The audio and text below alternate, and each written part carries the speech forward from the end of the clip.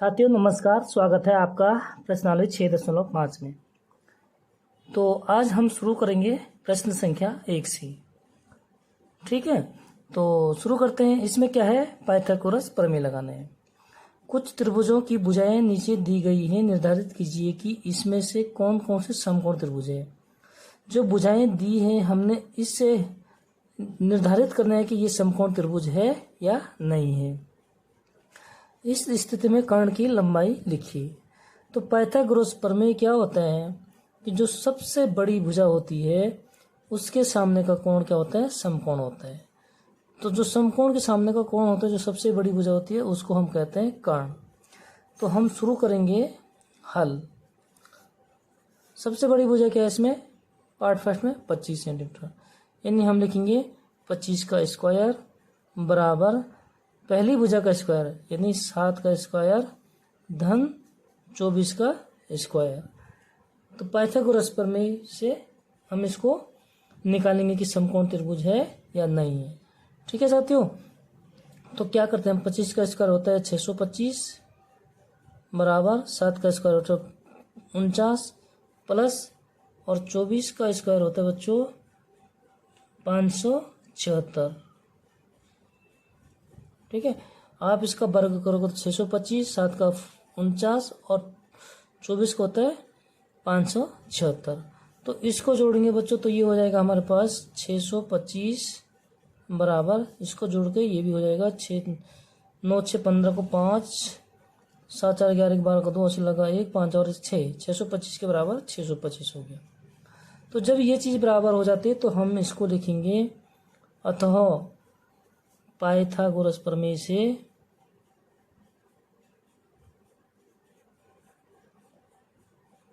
Pythagoras प्रमेय से क्या है, यह समकोण त्रिभुज है।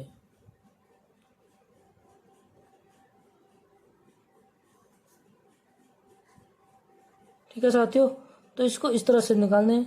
और इसमें कर्ण कितना हो जाएगा, जो सबसे बड़ी भुजा होती है उसको कहते हैं कर्ण। तो हम लिखेंगे कर्ण बराबर 25 सेंटीमीटर। इसी तरह हम सेकंड पार्ट शुरू करते हैं। सबसे बड़ी भुजा क्या है इसमें, 3 8 और 6 में सबसे बड़ी भुजा 8। तो हम लिखेंगे 8 का वर्ग बराबर पहली भुजा का वर्ग यानी 3 का वर्ग प्लस दूसरी भुजा का वर्ग 6 का वर्ग। तो साथियों ये हो जाएगा हमारे पास 8 8 64 64 इज इक्वल टू 3 का वर्ग होता है 9 प्लस 6 का स्क्वायर होता है 6 का स्क्वायर होता है बच्चों 36। ठीक है, इसको जोड़ेंगे हम तो ये कितना हो जाएगा 9 6 15 3 1 4 45 यानी 64 बराबर 45। तो बराबर नहीं है इसलिए हम लिखेंगे यह समकोण त्रिभुज नहीं है, यह समकोण त्रिभुज नहीं है। ठीक है बच्चों, ये पाइथागोरस प्रमेय से सिद्ध करना है, निकालना है। थर्ड पार्ट लिखते हैं। सबसे बड़ी भुजा है 100, 3 भुजाएं 100 सेंटीमीटर 50 सेंटीमीटर 80 सेंटीमीटर। ठीक है बच्चों, तो सबसे बड़ी भुजा का वर्ग यानी 100 का वर्ग बराबर दूसरी भुजा का वर्ग 50 का वर्ग होता है बच्चों 2500, 0 का डबल 0 हो जाएगा और 5 का 25। इसी तरह प्लस 80 का होता है 8 8 64 और 0 का डबल 0 यानी 100 वर्ग कितना होता है बच्चों 10,000। 2 0 को 4 0 हो गए। ठीक है, बराबर 2500 और 6400 कितना हो जाएगा 0 0 9 6 2 8, मतलब 10,000 जो है इसके बराबर नहीं है। ठीक है बच्चों, तो हम क्या लिखेंगे, यह समकोण पूरा लिखना है पाइथागोरस प्रमेय से। ठीक है बच्चों, यह समकोण त्रिभुज नहीं है। क्योंकि मैं शॉर्टकट लिख रहा हूँ टाइम का बचत के लिए, आप लोगों को ये फेयर काम में जो है पूरा लिखना पड़ेगा। क्या लिखना पड़ेगा कि यह पाइथागोरस प्रमेय से समकोण त्रिभुज है, और अगर समकोण है तो उसका कर्ण लिखना है। ओके, चौथा पार्ट। सबसे बड़ी भुजा इसमें है 13 सेंटीमीटर। 13 का वर्ग बराबर हो जाएगा पहली भुजा का वर्ग प्लस दूसरी भुजा का वर्ग, यानी बच्चों कितना हो जाएगा, 13 का वर्ग 169 होता है। कम से कम आपको 30 या 40 तक स्क्वायर आना चाहिए, ठीक है बच्चों, क्योंकि उसको इतना टाइम नहीं होता कि उसको गुणा कर करके निकालेंगे, ठीक है। तो इतना तो आना चाहिए, आप कक्षा 10वीं में पढ़ते हो। इक्वल टू 5 का वर्ग होता है 5 पंजे 25 प्लस 12 का वर्ग होता है 144 144, ठीक है बच्चों। तो इम्प्लाइड रेट इसको जोड़ेंगे 169 169 बराबर इन दोनों को जोड़ेंगे तो हो जाएगा 4 5 9 4 2 6 और 1, तो ये क्या हो गया, बराबर है। तो हम लिखेंगे अतः पाइथागोरस प्रमेय से यह समकोण त्रिभुज है, ठीक है साथियों, क्लियर हो गया। अगर कोई भी डाउट हो तो आप कमेंट में लिखिए, उससे कोई डाउट नहीं होना चाहिए, बहुत आसान से क्वेश्चन हैं, बस सिर्फ समझने पे देरी है। शुरू करते हैं प्रश्न संख्या 2।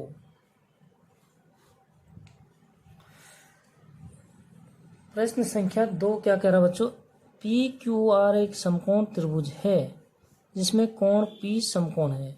तो एक समकोण त्रिभुज की बात करें तो हम क्या करते हैं बच्चों, सबसे पहले एक समकोण त्रिभुज बना देते हैं, ठीक है। कोण पी क्या है, समकोण है, और क्यू आर ये बन गया समकोण त्रिभुज, इसको लिख देंगे क्यू और ये लिख देंगे हम आर, ठीक है। क्यू आर पर बिंदु एम इस प्रकार स्थित है, इसमें कोई एम बिंदु है क्यू आर पर, क्योंकि पी एम क्या हो जाएगा, लंब क्यू आर के, यानी पी एम से एक लंब है, ठीक है बच्चों। तो ये लंब है, इसका नाम क्या हो गया, एम। अब ये हो गया पी एम क्या है, लंब हो गया क्यू आर पे, यानी लंब हो गया, तो ये कोण हमारा बन गया 90 अंश और ये कोण भी बन गया 90 अंश, 90 डिग्री 90 डिग्री के, ठीक है बच्चों। तो दर्शाइए कि पी एम बराबर क्यू एम गुणा एम आर, यानी पी एम का स्क्वायर यानी इसका स्क्वायर बराबर क्यू एम का है बच्चों, ये है क्यू एम और एम आर। तो एक भुजा तो इसमें आ गई बड़े त्रिभुज का, और दूसरी भुजा किसका है बच्चों, पी एम यानी छोटी त्रिभुज का, ठीक है। तो हम इसको पाइथागोरस प्रमेय से, हमारे पास इसमें कितने समकोण हो गए, 3 समकोण हो गए, ठीक है। तो ये क्या है, भुजाओं का अनुपात है। तो भुजाओं का अनुपात कब होता है, जब हमारे पास त्रिभुज समरूप होते हैं। तो हम सबसे पहले क्या करेंगे, त्रिभुज को समरूप दिखाएंगे, ठीक है। और ये डायरेक्ट हो जाएगा, हम पाइथागोरस प्रमेय से तीनों त्रिभुजों की में लगाएंगे और उसके अकॉर्डिंग समीकरण रख देंगे, और उससे हमारा इसका मान निकल जाएगा। तो हम समरूप वाली विधि से करते हैं, ठीक है।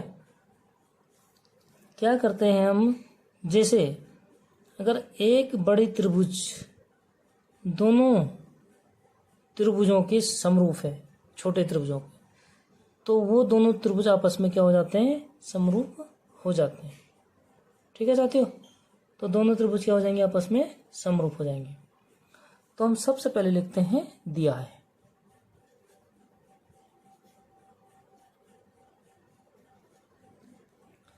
क्या दिया है कि पी एम लंब है किस पे, क्यू आर पे, इसलिए हमारे पास कोण एम, इसलिए हमारे पास क्या हो जाएगा, कोण क्यू एम पी, इसलिए हमारे पास हो जाएगा कोण क्यू एम पी बराबर आर एम पी, कोण आर एम पी, ठीक है बच्चों। कितना हो जाएगा ये, 90 डिग्री। एक चीज तो ये निकला। नेक्स्ट हमें सिद्ध क्या करना है,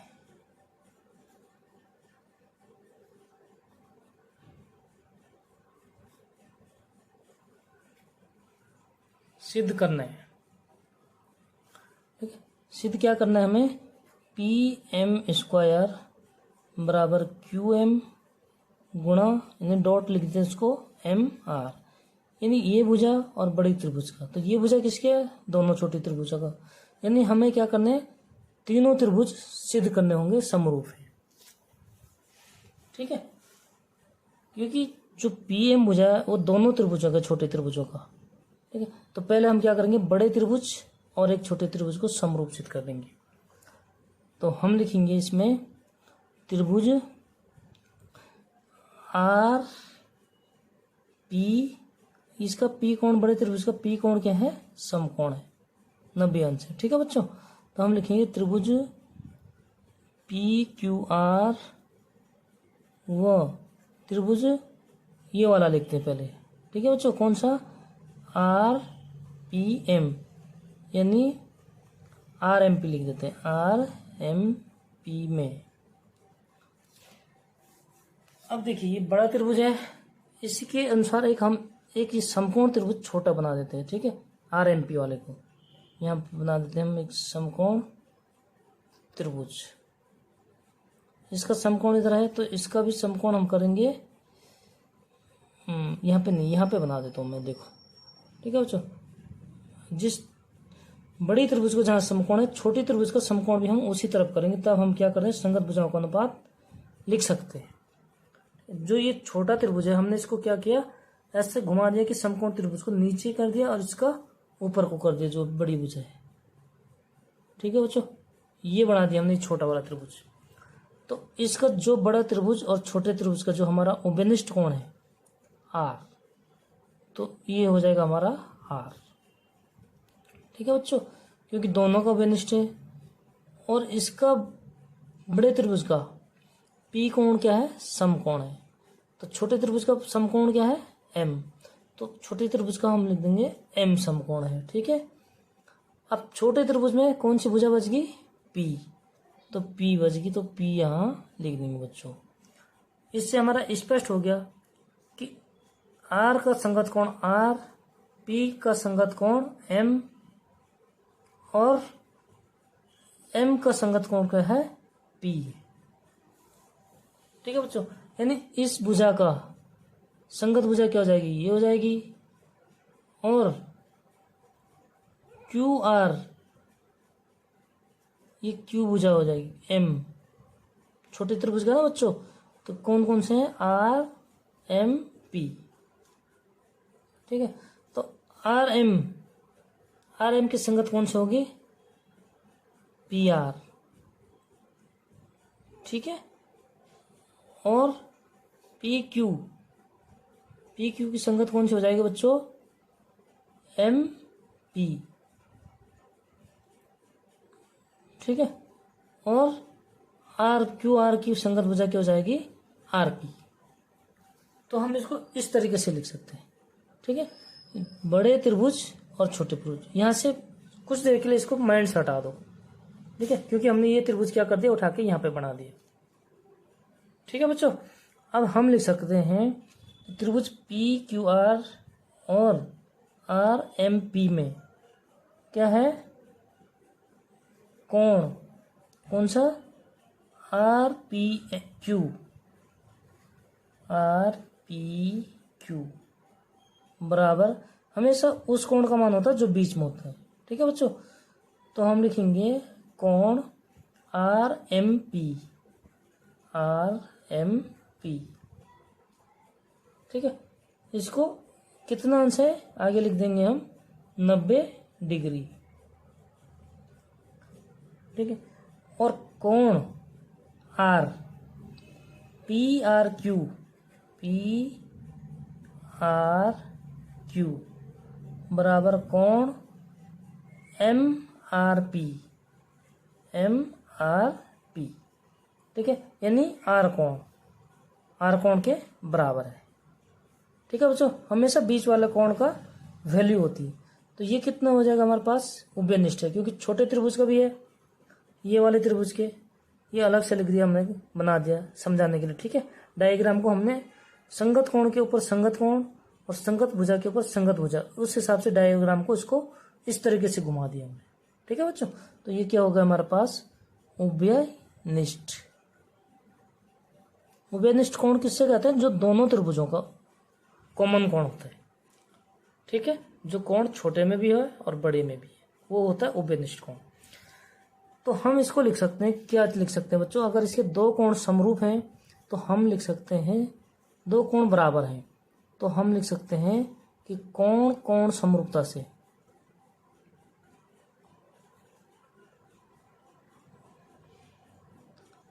ठीक है, इसको लिखोगे तो और अच्छा डायग्राम समझ में आएगा, ठीक है। तो समरूपता से क्या हो जाएगा? त्रिभुज कौन सा? P R Q, P R Q, ठीक है, किसके समरूप है बच्चों? उसी हिसाब से लिखेंगे, समकोण समकोण त्रिभुज M R Q, M R P के समरूप है, ठीक है। इसको लिखेंगे हम एम आर पी के समरूप है, इसको लिखेंगे समीकरण नंबर 1।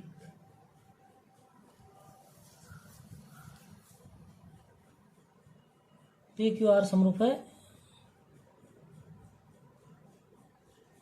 इस वाले त्रिभुज के, ये हो गया समीकरण नंबर 1, ठीक है बच्चों। अब लिखिए, अब क्या करेंगे हम, क्योंकि दोनों में की भुजा है इसलिए हम इस त्रिभुज को भी हमें क्या करना पड़ेगा? समरूप दिखाना पड़ेगा बड़े त्रिभुज के साथ। तो इस वाले त्रिभुज का डायग्राम बना देते हैं। समकोण के ऊपर संगत भुजा समकोणी बनाते हैं, तो इसको ऐसे बना देंगे बच्चों, और ऐसे समकोण क्या है इसमें? P, और इसका समकोण क्या है? M। कौन से त्रिभुज का? PMQ में, ठीक है। समकोण है M, तो कॉमन भुजा है बच्चों इसमें क्या है? Q है। तो कॉमन भुजा Q के ऊपर हम क्या करेंगे?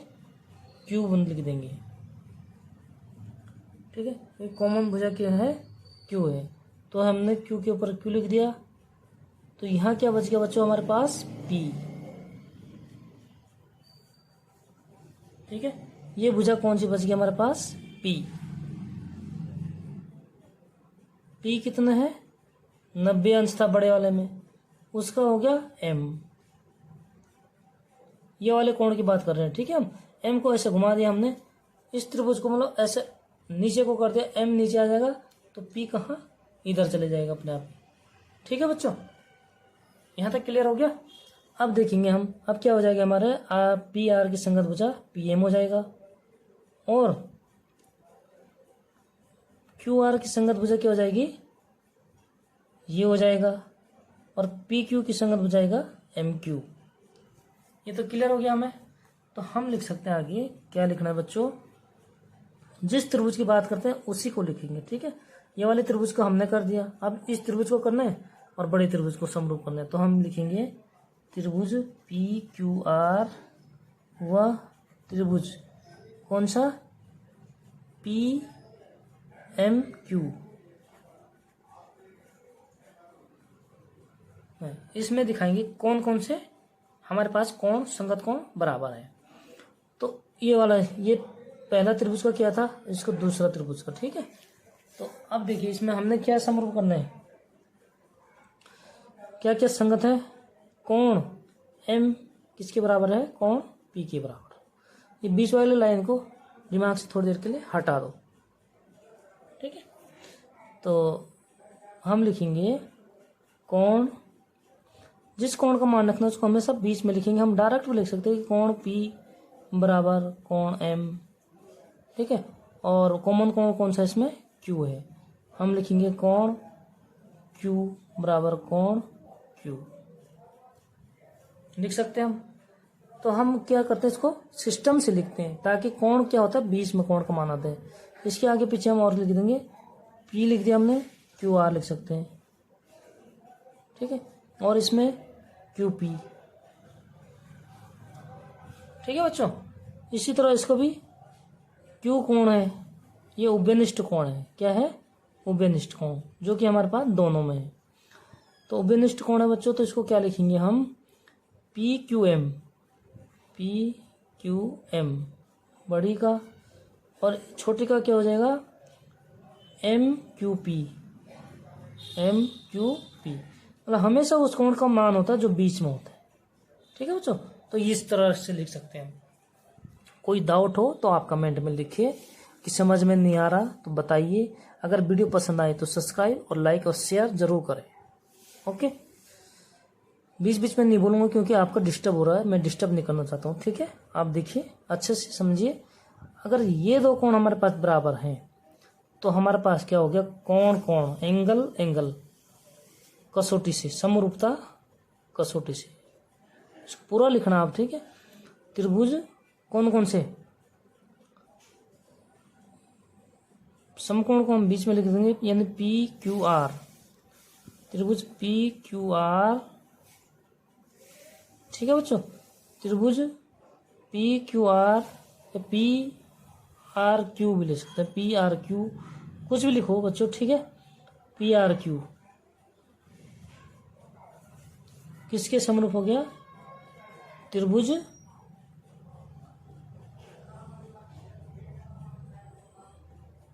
हमने क्या लिखा यहाँ, पी आर क्यू।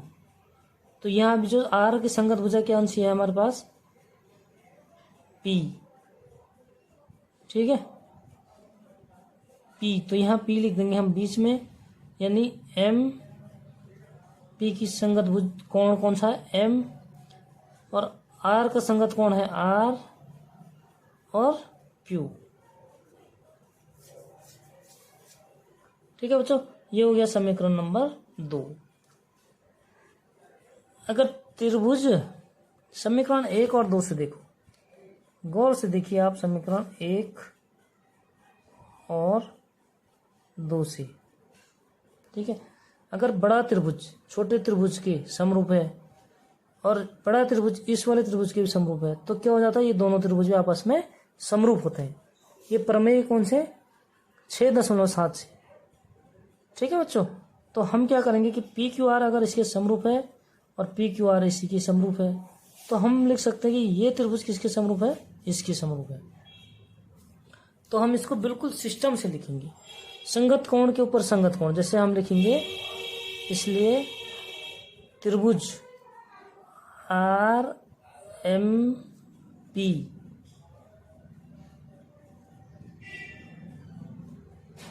ठीक है, आर एम पी किसके समरूप है, त्रिभुज आर एम पी समरूप है पी एम क्यू। ठीक है बच्चों, तो क्या हो गया, हम लिख सकते हैं आर एम पी समरूप है M Q R, R M P समरूप है M Q P, M Q P Q. ठीक है बच्चों, तो अगर ये त्रिभुज दोनों समरूप हो गए तो इस समीकरण नंबर 3। तो अब अगर ये दोनों त्रिभुज समरूप है तो हम लिख सकते हैं कि अतः इनकी संगत भुजाएं का अनुपात, अतः संगत भुजाओं का अनुपात क्या होगा, समानुपात होगा, यानी समानुपाती होगा। तो समानुपाती होगा, हमें किस किस भुजा की जरूरत है, देखिए पीएम, पीएम, तो इस पीएम की जरूरत है। ठीक है, तो इसका और किसकी जरूरत है, क्यूएम, क्यूएम इसकी संगत भुजा। ठीक है बच्चों, नेक्स्ट भुजा कौन सी है, एम आर, एम आर कौन सा है, ये वाली भुजा और ये वाली भुजा। हमें इन भुजा की जरूरत है, पी क्यू और पी आर की जरूरत नहीं है। ठीक है बच्चों, तो हम इन दोनों भुजाओं को, संगत भुजाओं को क्या करेंगे, बराबर लिखेंगे। तो हम लिखेंगे इसलिए पी एम बटे इसकी संगत भुजा ये भुजा होगी। ठीक है, क्या है, क्यू एम बराबर एम आर बटे एम पी या पी एम। ठीक है साथियों, तो ये दो संगत भुजाएं हमने बराबर कर दी, तो ये चीज़ हमें चाहिए था। तो अब हम इसको क्या करेंगे, क्रॉस मल्टीप्लाई कर देंगे, यानी पी एम को ऊपर गुणा कर देंगे और इसको यहाँ गुणा कर देते हैं। तो हम इसको लिख सकते हैं पी एम स्क्वायर बराबर Q M into M R. तो यही हमें क्या करना था, सिद्ध करना है। ठीक है बच्चों, ये हो गया हेंस प्रूव्ड, PROVED। तो ये हमें सिद्ध करना था बच्चों। तो समझ में आ गया प्रमेय 6.7 से। क्योंकि हमें देखो जो मेन क्या हमें जो सिद्ध करना है, हम उसके अकॉर्डिंग जो है त्रिभुजों को देखते हैं कि ये किस किस त्रिभुज में। पीएम बच्चों हमारे पास क्या है, दोनों छोटे त्रिभुजों में है, तो हमें दोनों छोटे त्रिभुजों की जरूरत है। एक चीज क्लियर हो गया। QM MR, QM और MR ये किसकी भुजा है, बड़ी त्रिभुज की है। तो बच्चों इससे क्या स्पष्ट हुआ कि हमें दो छोटे त्रिभुज और बड़े त्रिभुज, तीनों त्रिभुजों को समरूप दिखाना है।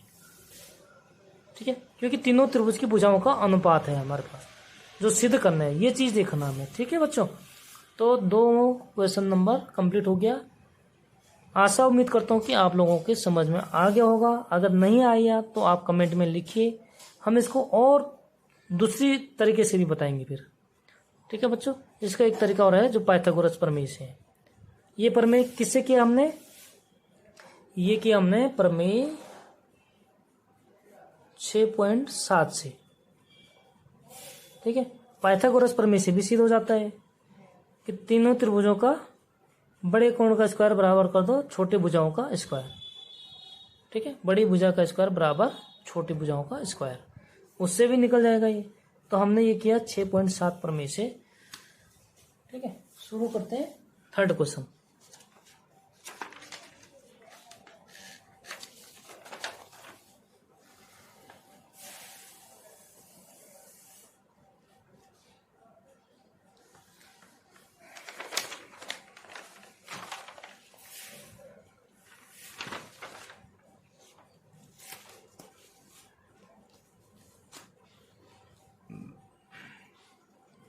आकृति 6.53, इस आकृति का नाम है 6.53। आकृति मतलब डायग्राम हमें बना हुआ दिया है। पहली चीज क्या कह रहा है, ABD एक समकोण त्रिभुज है। ABD ये है समकोण त्रिभुज बच्चों, लाइन थोड़ा गलत हो रहा है। ठीक है, रब में ऐसे होता है। तो ये है हमारे पास समकोण त्रिभुज जिसका कोण A समकोण है, तो इसलिए हमने ये जो है क्या बनाया, कोण A समकोण। ठीक है बच्चों, आगे कह रहा AC लंब है, यानी C एक यहाँ पे BD पे क्या है, AC लंब है। तो हमने एक लंब खींचा है जो जिसका नाम दिया AC, वो है BD पे। ये आकृति दिया है, मतलब हमने खींचा नहीं है। ठीक है, अगर हम खींचते तो रचना भी लिखते। तो साथियों शुरू करते हैं। दर्शाए कि सिद्ध क्या क्या करना हमने, ये 3 पार्ट है इसकी, पहला, दूसरा, तीसरा। तो जिसमें जो सिद्ध करना है हम सिर्फ उसको लिखें। फर्स्ट पार्ट में सिद्ध क्या करना है, सबसे पहले हम लिख देंगे दिया है। दिया मैं बार बार नहीं लिखूंगा। ठीक है बच्चों, क्योंकि हमारे पास जो है अगर एक दिया है तो हम उसी में लिखेंगे, क्योंकि तीनों पार्ट में हमें जो दिया है वो सेम है। तो हम एक ही बार लिख देता हूँ मैं। दिया है, क्या दिया है, ABD एक समकोण त्रिभुज है, एक समकोण त्रिभुज है, यानी कोण A बराबर 90 डिग्री। ठीक है बच्चों, ये दे रखा है। दूसरा आगे क्या दे रखा है कि AC लंब है BD पे। तो ये AC लंब है, तो ये कोण 90 अंश का हो जाएगा और ये कोण भी 90। हमेशा लंब कितना अंश का कोण बनाता है, 90 डिग्री का। तो ये 90 डिग्री हो गई। ठीक है बच्चों, अब देखिए फर्स्ट पार्ट में हमें सिद्ध क्या करना है, सिद्ध करना है, सिद्ध करना है AB का स्क्वायर, यानी AB का स्क्वायर बराबर BC डॉट BD। अब देखिए बच्चों, जो सिद्ध करना है उसको देखेंगे कौन कौन से त्रिभुज में है। AB यानी AB किसमें है, बड़े त्रिभुज में भी है और छोटे वाले त्रिभुज में भी है। इस छोटे वाले में, ठीक है, इसमें नहीं है। आगे क्या है, BC, BC और BD, मतलब ये बड़े त्रिभुज की भुजा का अनुपात और इस वाले त्रिभुज की छोटे त्रिभुज की भुजा का अनुपात निकालेंगे हम, तो ये सिद्ध हो जाएगा। ठीक है, तो हम क्या करेंगे, अनुपात निकालने के लिए क्या करते हैं हम, समानुपात कब होता है, जब दोनों त्रिभुज समरूप होते हैं। तो हम क्या करेंगे, सबसे पहले इन दोनों को समरूप दिखाएंगे। तो हम लिखेंगे त्रिभुज, जिस त्रिभुज को हमने समरूप दिखाना है उसी त्रिभुज का नाम लिखेंगे यहाँ। तो कौन कौन से, ABD तथा त्रिभुज कौन सा, ACB, ACB में। अब देखिए इन दोनों, ये बड़ा त्रिभुज है, यहाँ पे मैं बना देता हूँ इस बड़े त्रिभुज को। ठीक है बच्चों, आप गौर से देखिए और समझने की बिल्कुल कोशिश करें। ये हमारे पास जो है, ये है बड़ा त्रिभुज। बड़ा त्रिभुज का नाम क्या है, AB और D। अब इस छोटे त्रिभुज को मैं साइड में बना देता हूँ, क्यों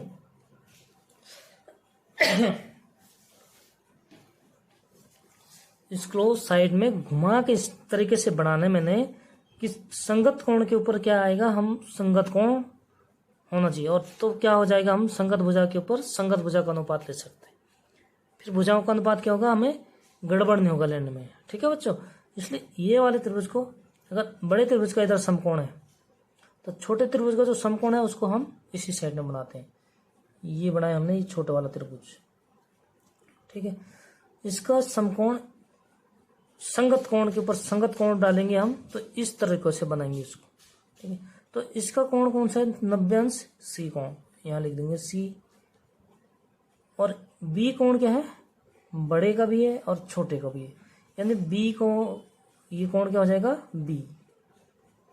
बस जो उभयनिष्ठ कोण है वो दोनों का है, ये हो जाएगा फिर B कोण। ठीक है, ताकि हम इस त्रिभुज को उठा के अगर इसमें रखें तो क्या आ जाएगा, संगत कोण के ऊपर संगत कोण हो जाएगा और संगत भुजा के ऊपर संगत भुजा। तो D कोण, इसमें कौन सा कोण बच गया छोटे का, B आ गया। A कोण बच गया छोटे त्रिभुज का, तो ये हो जाएगा A। ठीक है बच्चों, इसको अब इन दो त्रिभुजों को हमने क्या करना, समरूप सिद्ध करना है। एक तो ये बड़ा त्रिभुज हो गया, एक ये छोटा त्रिभुज हो गया। ठीक है, उसका नाम हमने सेम लिख दिया, लेकिन सिर्फ त्रिभुज को इस तरीके से घुमाया कि संगत कोण के ऊपर संगत कोण आएगा। ठीक है, B कोण के बराबर B कोण है, दोनों के बराबर है, उभयनिष्ठ है। C कोण 90 है, तो इसका 90 क्या है, A। तो A का संगत कोण क्या हो गया, C हो गया, और D का संगत कोण क्या हो गया बच्चों, इसमें A हो गया। क्लियर हो गया यहाँ तक। अब हम इनको समरूप दिखाएंगे। तो समरूप कैसे दिखाए थे बच्चों, देखो इन दोनों त्रिभुजों की बात करें तो इसमें दिखाएंगे हम कोण B बराबर कोण B। हम इसको तरीके से भी लिख सकते हैं, तो ABD बराबर CBA लिख सकते हैं। ठीक है, कोई दिक्कत नहीं होता बच्चों। तो क्या इतना है, ये उभयनिष्ठ कोण है। उभयनिष्ठ कोण किसको कहते हैं, जो दोनों का कॉमन कोण होता है। ठीक है बच्चों, और कोण 90° का ये है, 90° का इसमें कौन सा है, C। तो हम लिख सकते हैं कोण A बराबर कोण C। ये कितना है, 90° है, 90° है। ठीक है, तो दो कोण बराबर है, तो तीसरा कोण भी ऑटोमेटिक क्या हो जाएगा, इसमें D के बराबर A हो जाएगा। ठीक है बच्चों, तो हम इसको लिख सकते हैं एंगल मतलब कोण समरूपता कसौटी से।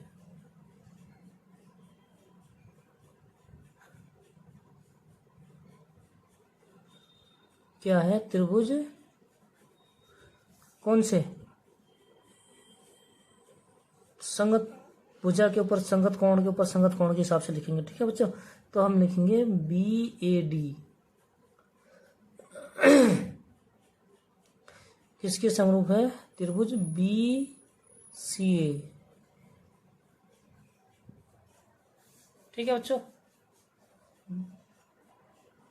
BCA देखो अगर ये दोनों समरूप है तो इसको लिख देंगे हम समीकरण नंबर 1। ठीक है, अगर ये दोनों भुजाएं समरूप है तो हम लिखेंगे संगत भुजाओं का अनुपात। संगत भुजाओं का अनुपात क्या होगा, बराबर, यानी समानुपात, उसको लिखते हैं बराबर होगा। तो बराबर होगा तो संगत भुजाएं बेटा हमें क्या क्या चाहिए, ए बी चाहिए। तो ए बी इसकी संगत भुजा का अनुपात इसके ले लेंगे, यानी हम लिखेंगे ए बी बटे बी सी बराबर। दूसरा चाहिए बच्चों हमें बी सी बी डी, मतलब ये वाली भुजा। ठीक है, तो इस भुजा का अनुपात कौन सा है हमारे पास, बी डी का अनुपात में कौन सी भुजा है, ए बी। तो हम लिखेंगे इसको बी डी बटे ए बी। तो अब देखो बच्चों ये क्या होता है, इधर ऊपर चला जाएगा तो ये क्या हो जाएगा, गुणा में हो जाएगा, और ये नीचे बटे में है तो इधर आ जाएगा, ये क्या हो जाएगा, गुणा में हो जाएगा। यानी हम इसको क्रॉस गुणा भी कह सकते हैं। ठीक है बच्चों, तो क्या हो जाएगा, ए बी गुणा ए बी, यानी ए बी का स्क्वायर बराबर हो जाएगा बी सी, ये बच्चों बी डी है, ध्यान रखिएगा, तो बराबर हो गया बी सी गुणा बी डी।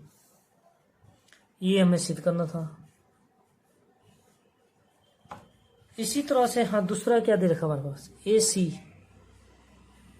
ए सी कहाँ है बच्चों, देखो दूसरा हमें क्या करना है, सिद्ध ए सी का स्क्वायर, यानी ए सी का स्क्वायर, या दोनों भुजाओं वाली बात आ गई। क्यों, ए सी किस किस की भुजा है, दोनों छोटे त्रिभुजों की, इसकी भुजा भी है और इस त्रिभुज की भुजा भी है, तो हमें दोनों को समरूप सिद्ध करना पड़ेगा। और किसके समरूप सिद्ध करने, दोनों को, दोनों को समरूप तभी सिद्ध होंगे जब बड़े त्रिभुज इस त्रिभुज के समरूप होगा और बड़ा ही त्रिभुज इस त्रिभुज के समरूप होगा। यानी दूसरा पार्ट को हम जो है बाद में हल करना पड़ेगा, क्योंकि हमारे पास तीसरा पार्ट क्या है बच्चों, ए डी का स्क्वायर। तो देखो बच्चों ए डी कहाँ है, ये है इस त्रिभुज की छोटी भुजा। ठीक है, और B D C D, B D कहाँ बच्चों, ये बड़ी भुजा, और सी डी छोटे की भुजा। तो अब जो थर्ड पार्ट है इसमें क्या है, एक तो बड़ा त्रिभुज और ये छोटा वाला त्रिभुज, क्योंकि इस त्रिभुज के जरूरत नहीं है उसमें। ठीक है बच्चों, उसमें हमें ए बी की जरूरत नहीं है इस वाले में। तो हम पहले इस वाले को सॉल्व करेंगे, तो समीकरण 1 2 नाम दे देंगे, फिर उसके अनुसार हम क्या कर देंगे, जब ये त्रिभुज इसके समरूप हो गया बड़ा त्रिभुज, फिर ये बड़ा त्रिभुज इसके समरूप हो जाएगा, इससे हमारा थर्ड पार्ट सॉल्व हो जाएगा। फिर क्या, बड़ा त्रिभुज जब इसके भी समरूप है इसके भी समरूप है, तो हम लिख सकते हैं कि दोनों त्रिभुज ये समरूप हैं। ठीक है, जिससे हमने सेकंड क्वेश्चन किया था। अब देखिए थर्ड पार्ट करते हैं शुरू, सिद्ध करना है।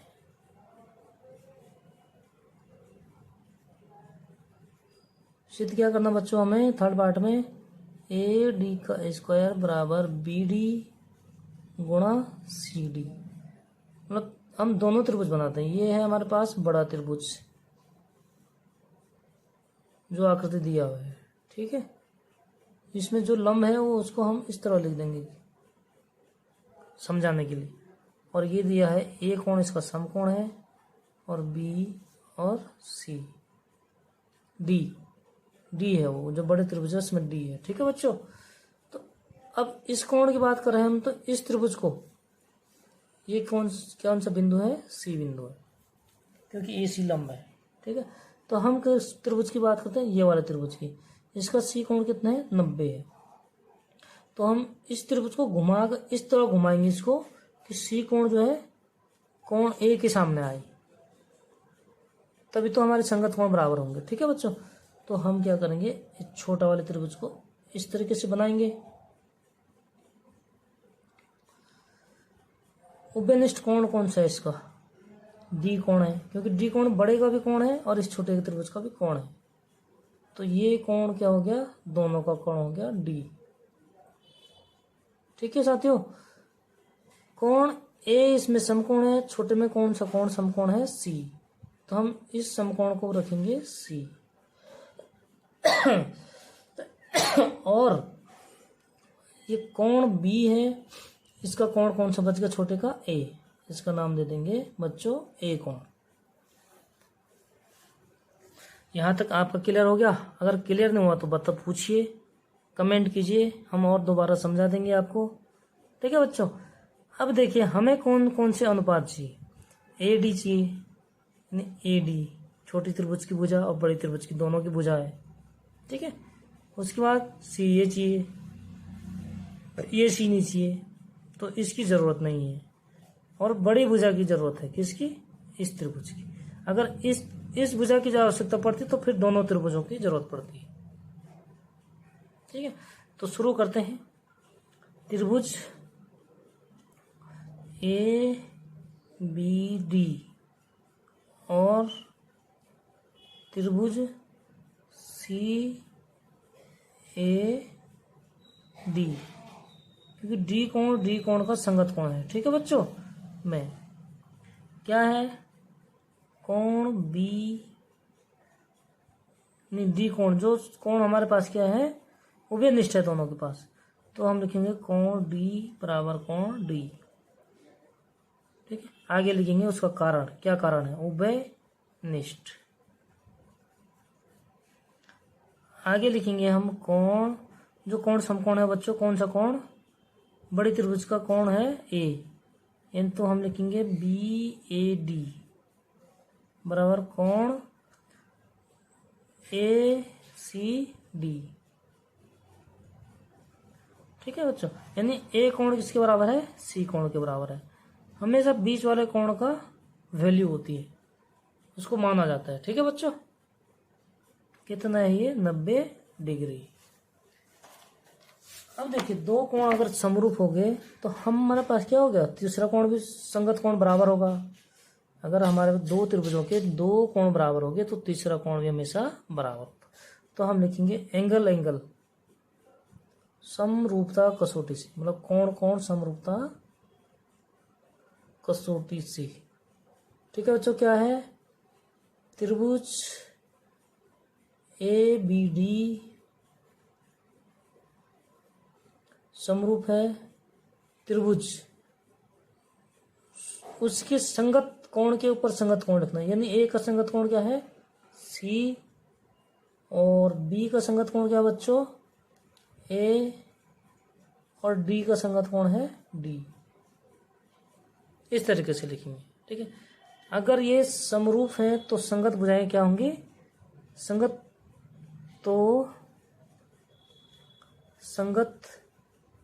भुजाओं का अनुपात समानुपात, यानी समानुपात का मतलब बराबर। ठीक है बच्चों, अगर ये देखो अब बराबर है तो हम क्या करेंगे, जिस भुजा की जरूरत है, हमें किसकी जरूरत है, ए डी का स्क्वायर, यानी ए वाला भुजा ए डी। ठीक है, तो हम लिखेंगे ए डी बटे इसकी संगत भुजा कौन सी है बच्चों, सी डी बराबर, आगे कौन सी जरूरत है हमें, बी डी बड़ी त्रिभुज का, ये ए डी भी किसका था, बड़ी त्रिभुज का। तो हम लिखेंगे बी डी बटे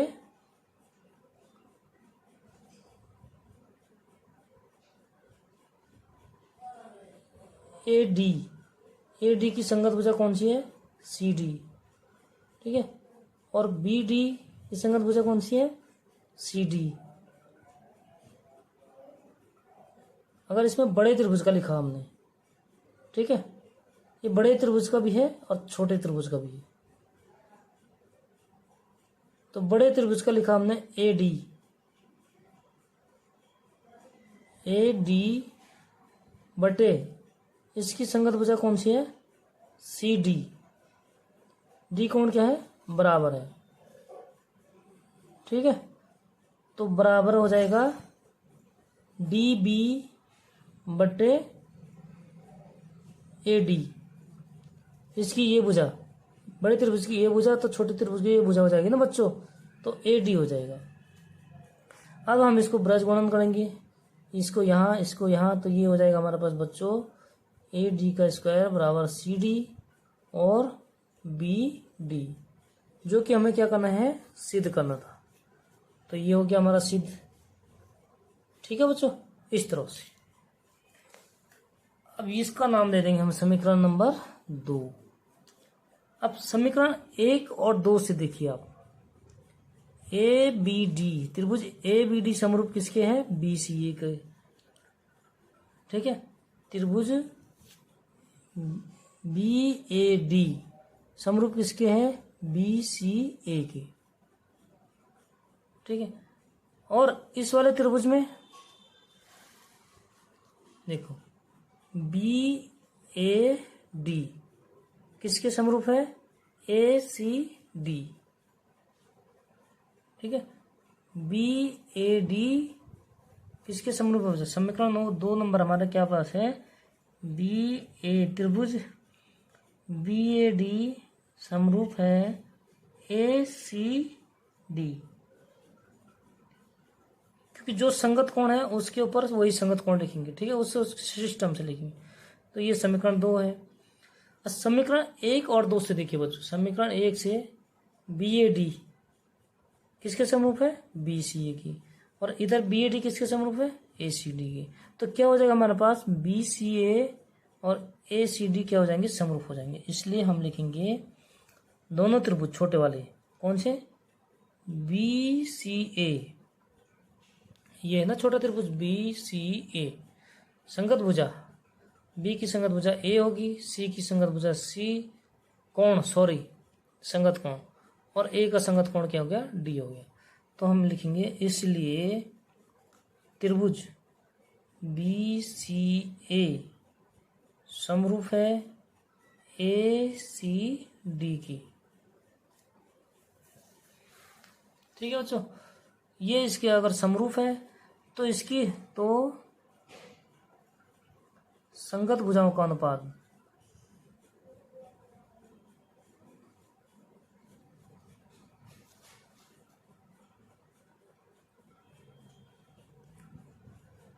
ठीक है, ये कौन सा है, हम दूसरा कर रहे हैं अभी।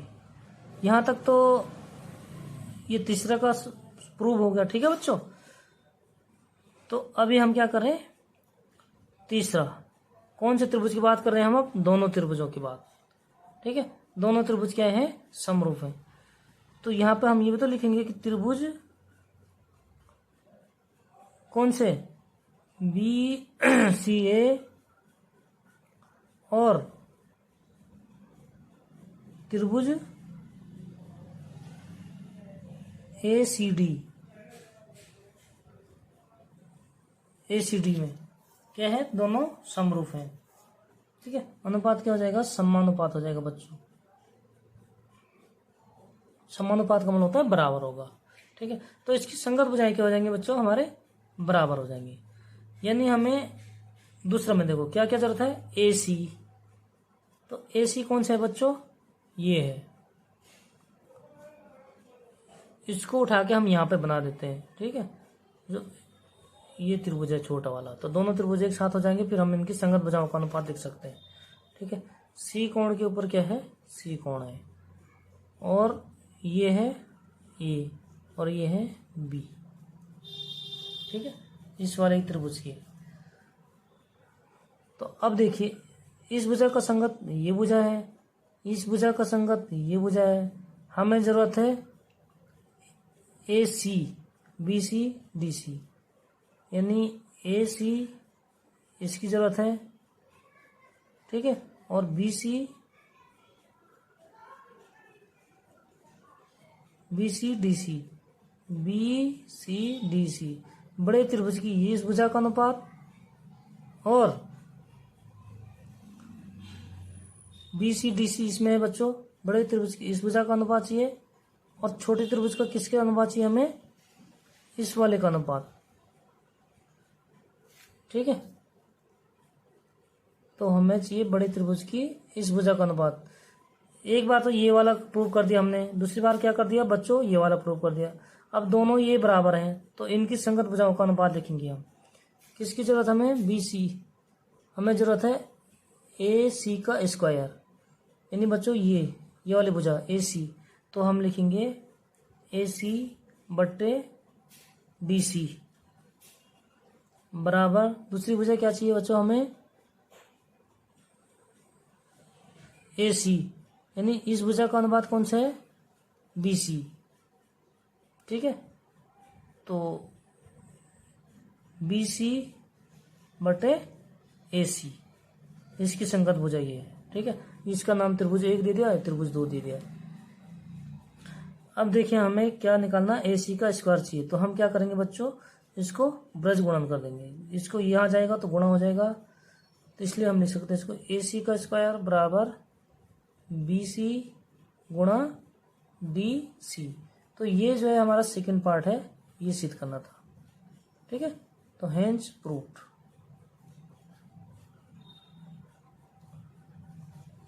तो आज प्रश्न संख्या 3 सॉल्व कर चुके हैं। कल प्रश्न संख्या 4 से शुरू करेंगे। तो वीडियो में बने रहने के लिए वीडियो को लाइक, शेयर और सब्सक्राइब जरूर करें बच्चों।